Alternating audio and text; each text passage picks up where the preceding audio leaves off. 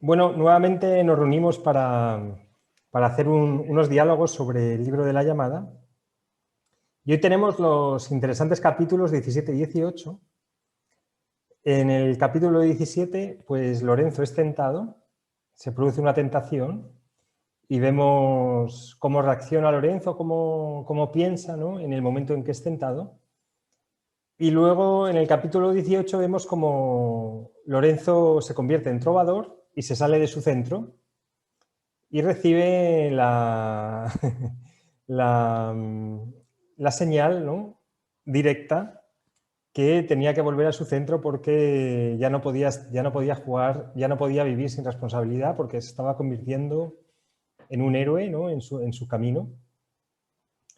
Así que, bueno, las preguntas que tengáis al respecto, pues con mucho gusto las vamos contestando. ¿Quién se anima? Pues Magdalena. sí, es que no encontraba para hacer la mano. Ahora lo busco. Nada, pues un primer apunte nada más, que simplemente algo sencillo. Nada, en el capítulo 17, digamos que la menorá, cuando medita Gonzalo con ella, Lorenzo, es como una conexión, ¿no? Digamos que es como se centra, ¿no?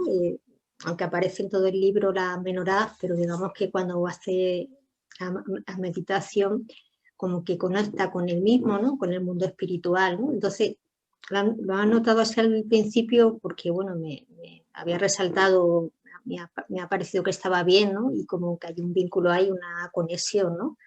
Algo que estamos buscando y tenemos esa conexión espiritual, en este caso con un conocimiento esotérico, digamos, ¿no? Digamos que no sé, eso es lo que yo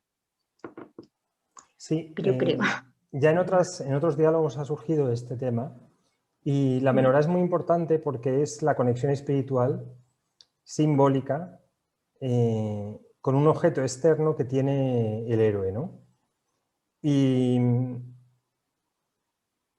aunque le roban, al final del capítulo 17, los bandidos que operan en el mundo animal, vegetal animal, la consideran una baratija.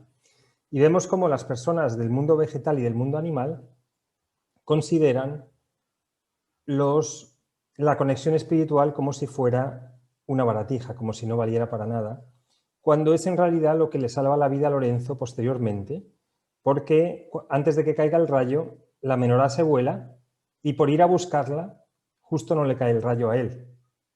Entonces, por tener esa conexión espiritual, se salva de muchas cosas. El otro día me comentaba un amigo que está allí en Toledo, que, bueno, Andrea, bueno, me imagino que le conocéis, que tiene un café excepcional, pues me comentaba que habían parado el agua, que no había suministro de agua en todo Toledo, menos a él, en su edificio.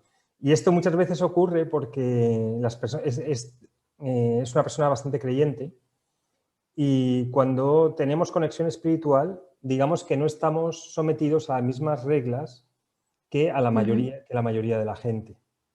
Entonces, estoy convencido que la gente espiritual se contagia menos de virus y de otras cosas que el resto. Y recibe señales también, vamos, claro, en este caso o en otros son señales, ¿no? Digamos, aparte de ese vínculo, como esa baratija que tú has dicho, ¿no? Es como una señal, ¿no?, que a lo largo de casi todos los capítulos les salva en numerosas ocasiones, ¿no?, de continuar su camino de vida, ¿no? Bueno, Exacto. podría ser, sí, vale, ya está. Vale. María.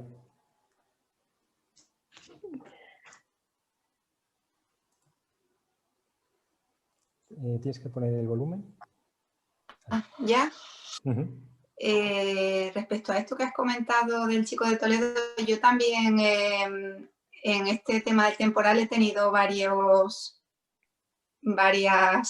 ayudas. Sí, he notado varios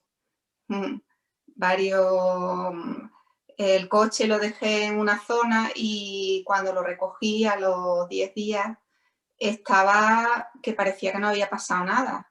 O sea, me pareció como algo increíble.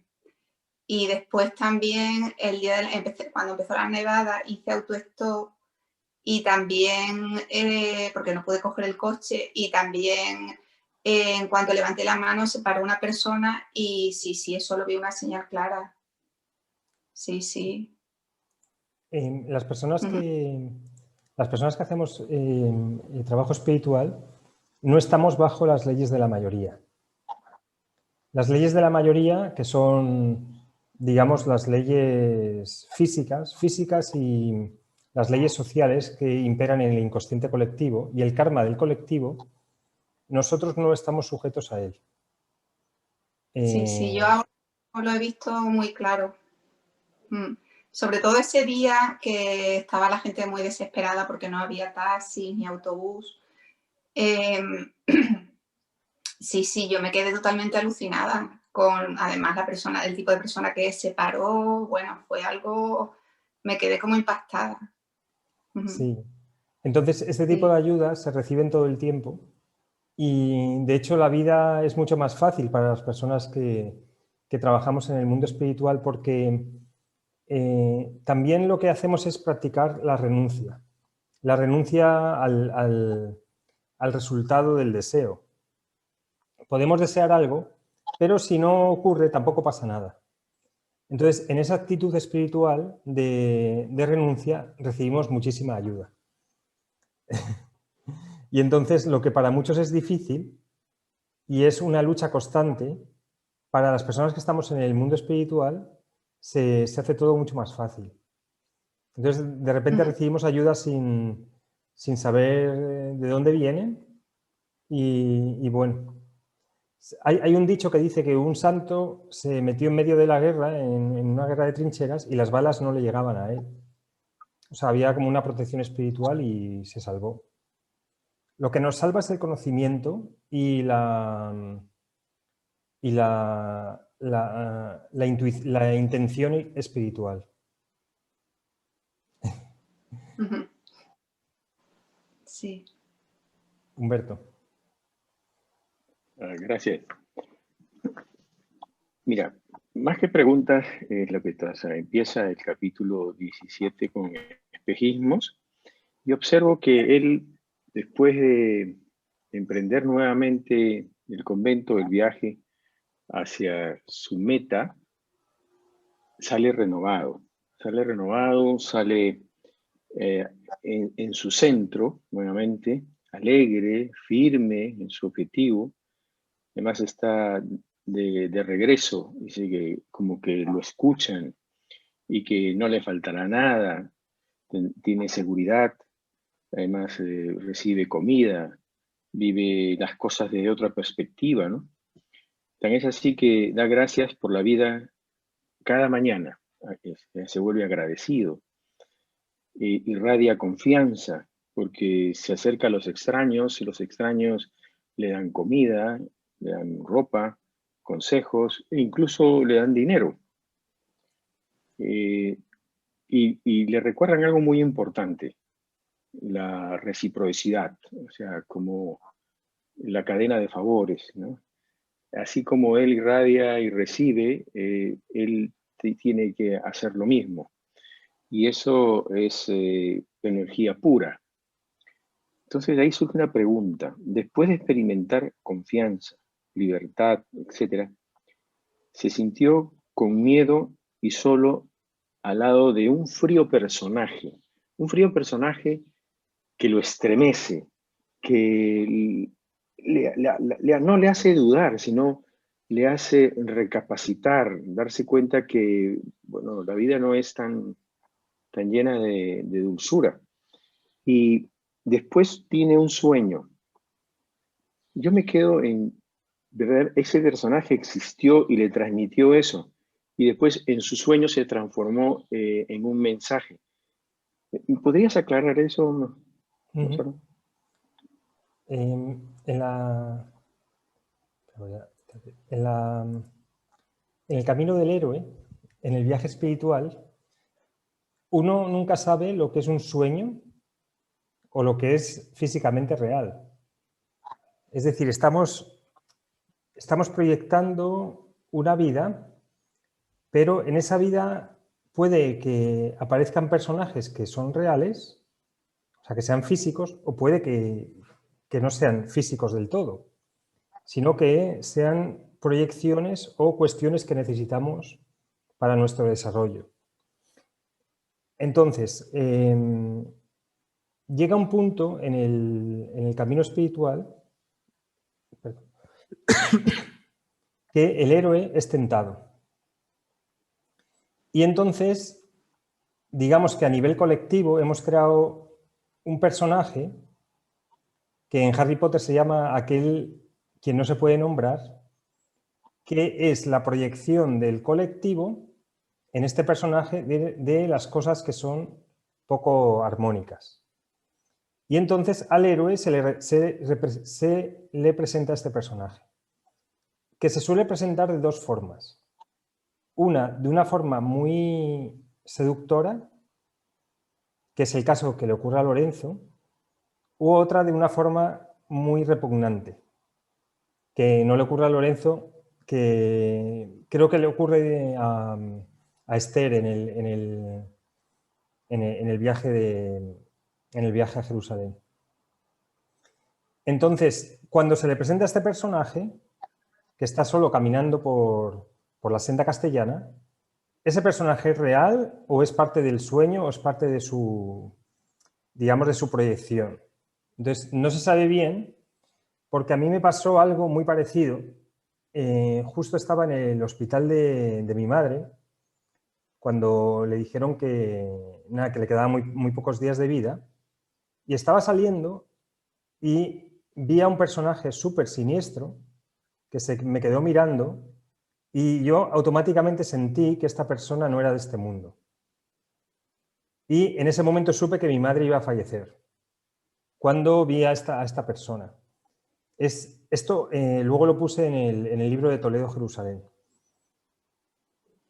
Ese personaje que me aparece en mi vida real, es una proyección mía porque no hablaba con nadie, sino simplemente como que salió del hospital de la puerta, estaba todo vestido de negro y yo lo interpreté como que era el ángel de la muerte.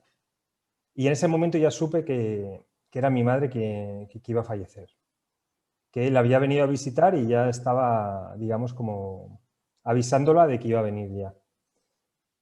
Ahora, ¿ese personaje lo vieron el resto de personas en el hospital? Yo creo que no, lo dudo, pero yo sí que lo vi, yo sí que lo experimenté. Entonces, ¿ese personaje es real? ¿Es fruto de mi creación de esta vida para yo tener constancia de que existen estos personajes? ¿Otras personas lo vieron? Es decir, te quedas ahí con la duda sobre si pertenece al mundo físico o pertenece solamente a una proyección del mundo psicológico. Y luego el sueño que tiene Lorenzo, tampoco se sabe si está soñando o si está en medio de una ensoñación o de un sueño muy vivido cuando es tentado ahí en esa medio fiesta que se organiza en el hostal, ¿no? Entonces ahí es un capítulo muy interesante porque ahí se mezcla el mundo físico, el psicológico, tiene apariencia de físico, tiene apariencia de sueño y no se sabe si lo que vivió es real o no. Por eso este libro de La llamada es tan sencillo y al mismo tiempo tan profundo porque está mezclando mundos paralelos, ¿no? de vivencias y no se sabe cuál de ellas es real. Son todas reales, pero qué grado de realidad y de veracidad tienen. Obviamente para Lorenzo todas. Ahora, los otros, pues no se sabe lo que vivieron, ¿no? María tiene la mano levantada. Sí, yo en la aparición de este personaje siniestro lo veo un poco con paralelismo con lo que le ocurrió a Jesús cuando se le presentó el innombrable.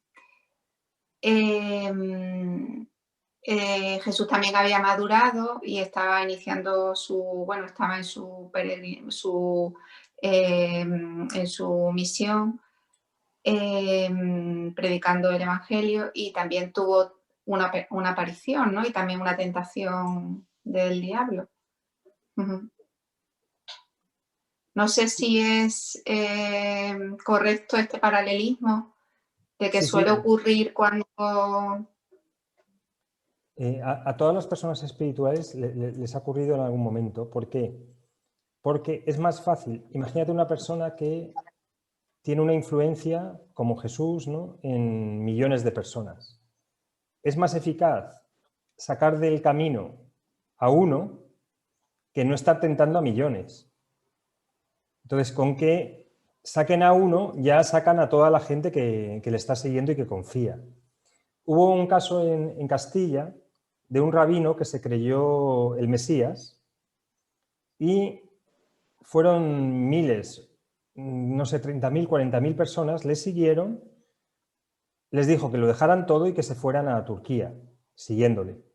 40.000 judíos dejaron España, se fueron a Turquía, y cuando llegó allí le amenazaron con que le mataban si no se convertía al Islam.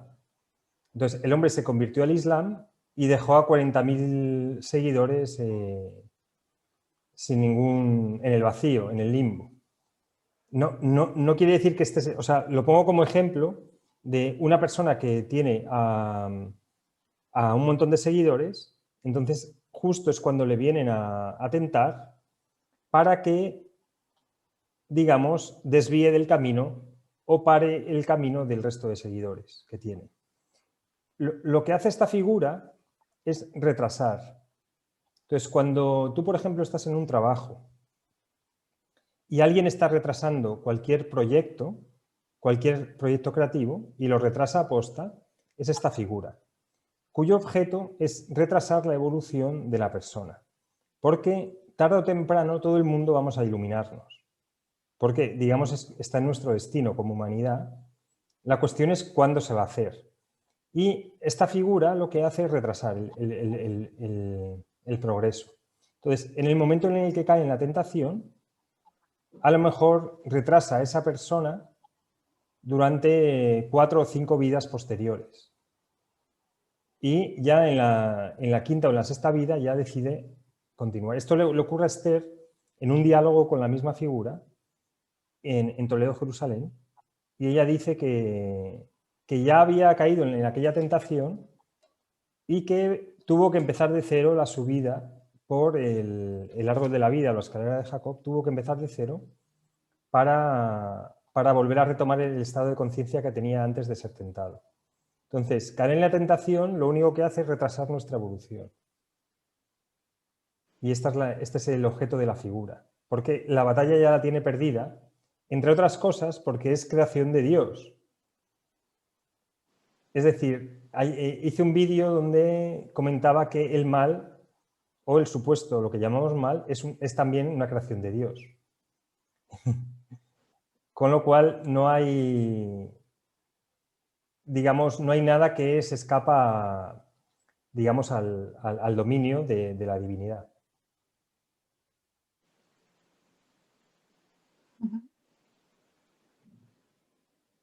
¿Quién más quiere? Humberto. Sí, voy a confirmar algo que lo acabas de decir perfectamente, descrito, que yo había puesto todas estas peripecias, yo le llamo peripecias, ¿no?, que le suceden a cada momento, Lorenzo, en cada momento importante de su camino hacia su verdadero objetivo, son las tentaciones.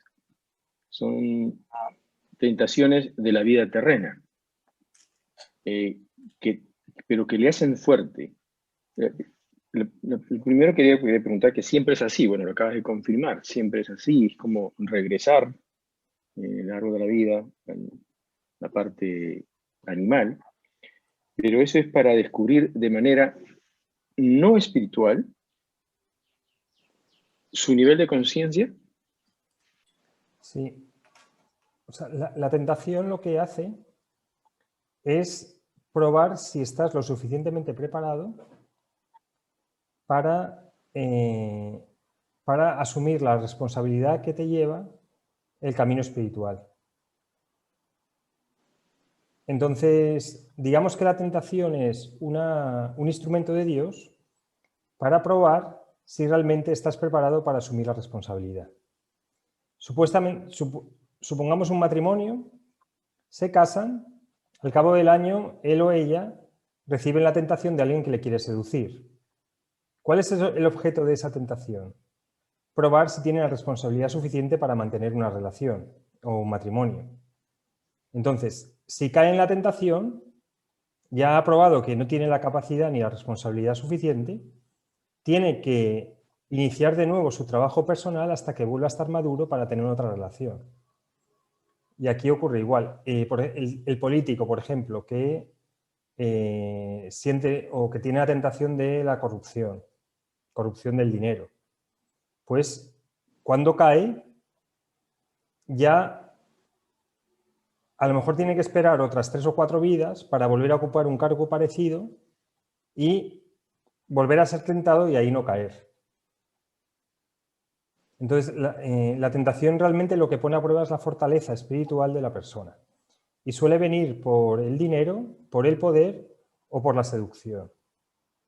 Suele venir por las tres, ¿no? Entonces, solamente se tienta a las personas que empiezan a ocupar cargos de responsabilidad. Porque, ¿qué sentido tiene tentar al 90% de la gente si son esclavos? En realidad, si siguen ya las normas establecidas, ¿no? Y de forma inconsciente. Se tienta a las personas que empiezan a tener libertad. Entonces, es para ver si tienen la capacidad de ocupar un puesto adecuado a su responsabilidad. Hay un dicho que es el siguiente, que está genial, que lo voy a poner aquí en el chat, que dice lo siguiente: poder y no hacer es doblemente poder. Esto significa que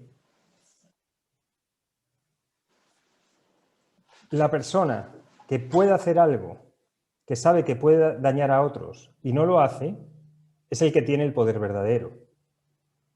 Porque alguien que no tiene la capacidad de dañar a nadie,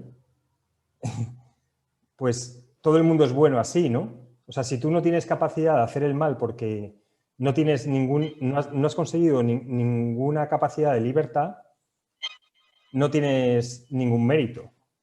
El mérito lo tienes cuando puedes hacer algo que sabes además que no te van a pillar porque tienes la inteligencia suficiente para ocultarlo y no hacerlo.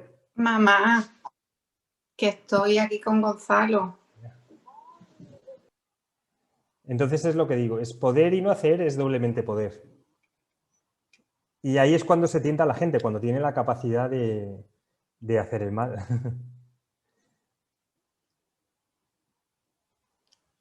Se nos ha unido Lupe, no sé si tiene alguna pregunta.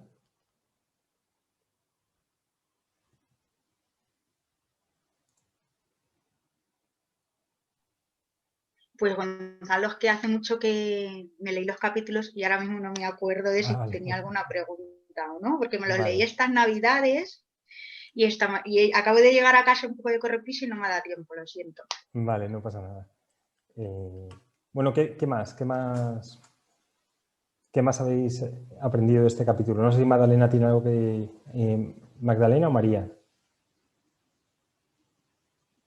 Magdalena primero y luego María. Sí, bueno, digamos lo que está viendo también es el 17, un poco como la psique de Lorenzo se va fortaleciendo, ¿no? Bueno, ante estas tentaciones, que también lo que decía Humberto un poco de otra manera, pero bueno, sí que ver también como esas fuerzas, como ese personaje que es innombrable, como, digamos, ante la duda que le surge a Lorenzo, aprovecha para presionar más. Entonces, bueno, dentro del mundo, lo que está viendo un poco como esos principios van de cómo las personas que están en ese mundo animal como presionan, ¿no? Ante, por ejemplo, en este caso, esa pequeña duda que le había surgido a Lorenzo para presionarle, ¿no? Y cómo luego finalmente Lorenzo pues reacciona, ¿no? Profundamente, ahí sí lo tiene claro que ese dinero, ese poder ahí no lo quería, ¿no? O sea, entonces, bueno, ahí quizás tenía tanto miedo bueno, que reaccionó bien, ¿no? Entonces, un poco lo que he estado viendo, un poco toda esa parte, pues esas sensaciones que él también ante lo que está viendo, ante ese sueño, que puede ser sueño o no, como en el cuerpo él está viendo muchas señales, ¿no? ¿no? Avanza todo eso, ese escenario que está preparado, ¿no? Y como él, pues bueno, avanza ahí y dice, bueno, a ver cómo esto, a ver qué es lo siguiente, y venga, y bueno, aunque se quiera marchar, hay otra persona ahí que está en el mundo animal que le está presionando, bueno, y está bien para fortalecer, ¿no? Y bueno, de ahí sale bien, pero luego al final es asaltado en el camino, entonces ya hay otro escenario, ¿no? que se le vuelve a presentar, pero bueno, quizás como dice aquí en el libro ya está preparado, ¿no? Entonces, pues digamos que ahí que continúa Lorenzo con su proceso de maduración, ¿no? hacia su camino de vida. Entonces eso, vemos las trabas, los obstáculos, no sé, todas las liberaciones de cómo logra salir de ello, ¿no? En lo que está viendo a través de la psique, ¿no? De ese fortalecimiento psicológico también, ¿no? Y cómo va evolucionando en los principios, exactamente como eso es lo que he ido viendo, ¿no? De un lado a otro, o cuando está en la parte de abajo, digamos, y se deja llevar por esas situaciones externas, ¿no? Entonces, bueno, eso es un trabajo también, ¿no? Que duro que está haciendo él, ¿no? Son pruebas y bueno, pues eso es lo que quería decir del capítulo 17. Sí, es curioso porque siempre la presión, o sea, la manera en cómo viene la tentación es con la presión psicológica. Entonces, la presión psicológica siempre es ofrecerte el caramelito y entonces te ofrecen el caramelito y luego es una presión tan brutal que intentan una presión tan grande para evitar que la persona diga que no. Entonces, es una presión para que la persona diga que sí a ese caramelito y lo acepte. Así que, y entonces el mundo animal siempre presiona. Cuando, por ejemplo, la presión es directa, puede ser directa a nivel individual o también puede ser a nivel del colectivo. El nivel del colectivo, por ejemplo, si os acordáis, en el año 2008, cuando todo el mundo se sintió presionado para comprar una vivienda a precios muy caros. Entonces, daban hipotecas súper a todo el mundo y luego vino la gran crisis. Entonces, a nivel colectivo, era la presión de ver a tu vecino comprándose la casa, al otro comprándose la casa, muchísimas promociones inmobiliarias, todo el mundo comprando, los bancos dándote hipoteca, llegabas al banco, te daban la hipoteca por más dinero incluso de lo que valía, que ya era carísimo, y la prueba está que 10 años más tarde aún las casas no han recuperado el valor o el precio que se pagaba por aquellas, y es una presión a nivel colectivo. Así que no solamente es a nivel individual, sino es a nivel colectivo, que es salirte de la presión del colectivo. Que eso, he puesto varios vídeos en YouTube sobre esto. María quería preguntar.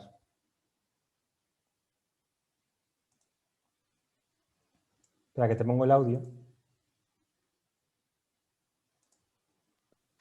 Que el final del capítulo 17 me ha parecido un poco fuerte porque después de haber superado la prueba del diablo, es despojado de todo. Y me parece como dos pruebas muy fuertes seguidas. Sí. Aquí la providencia no gratifica a Lorenzo en el momento en que Lorenzo quiere. Y eso nos pasa a todos, a nivel del ego, que es que queremos hacer algo y que nos gratifiquen inmediatamente. Pero la providencia tenía otro plan para Lorenzo. Entonces, lo primero es que tenía que aprender a adaptarse, ganarse la vida de una manera extraña, y esto nos pasa a todos en el camino espiritual, que de repente tenemos que hacer miles de trabajos que no pensábamos, y entonces Lorenzo se tiene que ganar la vida como trovador, y el aprendizaje que estaba pensado para él era que aprendiera sobre el lado femenino, ¿no? Pero ahí sí que cayó en la tentación de, digamos, seducir a mujeres por deporte. Y ahí fue su fallo. Pero efectivamente, en este momento, justo cuando pasa la prueba, encima le viene otra prueba más grande, pero ya estaba preparado para sentir. Entonces, la gratificación de la providencia viene en momentos diferentes al cual el ego quiere. Y entonces Lorenzo dice, ¿para qué me ha valido hacer todo esto si resulta que no tengo, digamos, la gratificación de la providencia? Y no solamente no tiene gratificación, sino que encima le roban.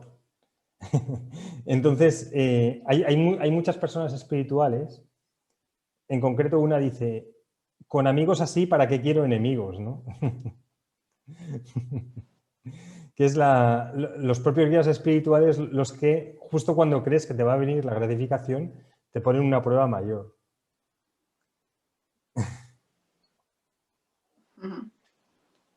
Sí, es un capítulo un poco duro, la verdad. Sí. De la vida de Lorenzo. Sí. O sea, la vida espiritual tiene sus altos y sus bajos y no es sencilla. Antes, digamos que le quitaron todo por su propio error, cuando salió de Albarracín. Y ahora le quitan todo porque hay otro plan para él. Y ahí es cuando, por ejemplo, en la Biblia está la historia de Job, del santo Job, que le quitan a su mujer, le quitan los bienes, le quitan a su familia. El hombre está solo y pregunta a Dios, ¿por qué? ¿Por qué? Y era porque Dios y el diablo le dijo a Dios, una persona que lo tiene todo, es muy fácil que te esté rezando y que crea en ti, pero quítale todo a ver si de verdad sigue creyendo. Y entonces le quitan todo y es la fe de Job, la fe que tiene en que Dios está haciendo algo mejor para él de lo que él piensa, la que hace que mantenga la fe y la esperanza y luego Dios le devuelve, digamos, por duplicado, por triplicado todo lo que tenía antes. Y es ahí un poco la esta.